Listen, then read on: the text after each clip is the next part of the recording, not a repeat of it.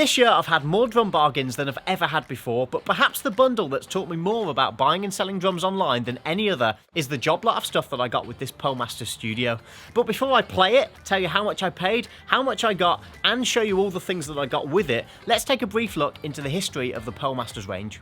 The Pearl Masters range was first introduced in 1993, and it was offered in a variety of subsets depending on shell materials, finish, and hardware. From its launch up until the early 2000s, there was the MMX, which is a 4-ply maple with reinforcement rings, and supposedly it would give you a warm, resonant, recording-friendly sound.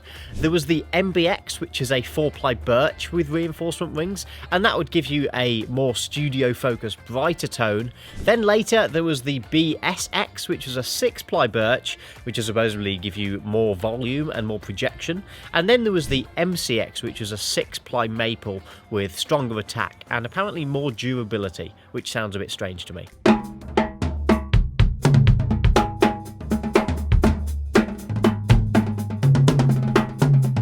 The kit I have here, which is a Pearl Masters Studio Birch, is from sometime between the early 2000s and probably the mid to late 2000s, definitely before 2010. And in the early 2000s, the Masters was still Pearl's flagship line, up until the Reference kit was released in 2005. Hi, I'm Steve Armstrong with Pearl.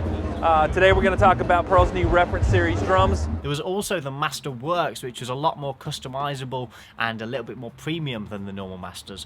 There was also just the regular Masters Premium, which was a maple shell. This is where it gets a little bit confusing for me, because upon researching this, the reason that mine is the Studio Birch is because apparently the Birch would give you a better EQ and better studio sound than the maple, but the maple was more expensive and I guess was geared more towards live playing.